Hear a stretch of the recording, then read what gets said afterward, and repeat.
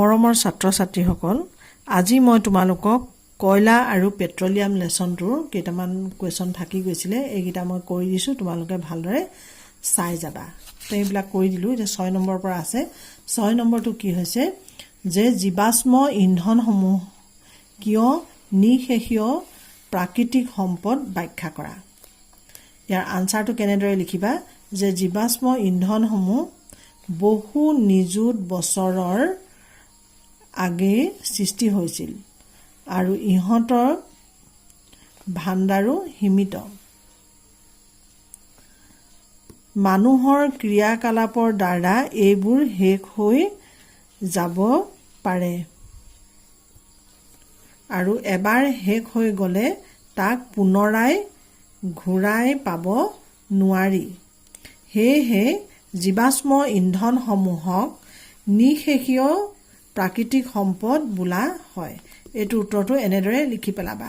আৰু 7 নম্বৰ প্ৰশ্নটো কি আছিলে যে কোকৰ বৈশিষ্ট্য আৰু ব্যৱহাৰসমূহ বৰ্ণনা কৰা। কোক মানে কি আছিলে? এইটো কয়লাৰ এটা বহুৰূপ। যে কোকৰ বৈশিষ্ট্য কি আছিলে? ই কঠিন আৰু ই সছিদ্ৰ মানে ই ৰন্ধ্ৰ আছে তাৰ।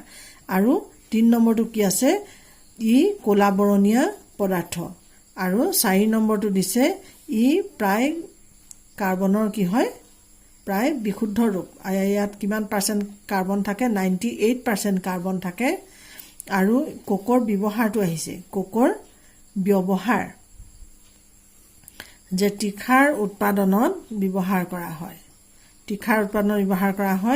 আৰু 2 নম্বৰটো হৈছে যে ধাতু নিষ্কাশনৰ ক্ষেত্ৰত ব্যৱহাৰ হয়।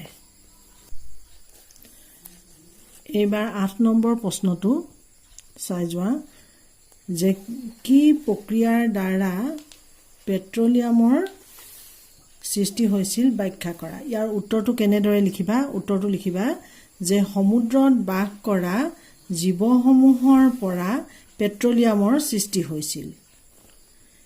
এই জীৱসমূহৰ মৃত্যু হোৱাত সিহঁতৰ দেহাৱশেষবোৰ সমুদ্ৰৰ তলিত সঞ্চিত হৈছিল আৰু বালি আৰু বোকাৰ তৰপেৰে ঢাক খাই এইবোৰ পোত গৈছিল। কালক্ৰমত বহু নিযুত বছৰ ধৰি অক্সিজেনহীন পৰিৱেশে প্ৰচুৰ তাপ আৰু অত্যাধিক চাপৰ প্ৰভাৱে মৃত জীৱসমূহক পেট্ৰলিয়াম আৰু প্ৰাকৃতিক গেছলৈ ৰূপান্তৰিত কৰে। এই প্ৰশ্নটোৰ উত্তৰ এনেদৰে লিখি পেলাবা আৰু তোমালোকে এইবিলাক গোটেইকেইটা প্ৰশ্ন লিখি মুখস্থ কৰি পেলাবা।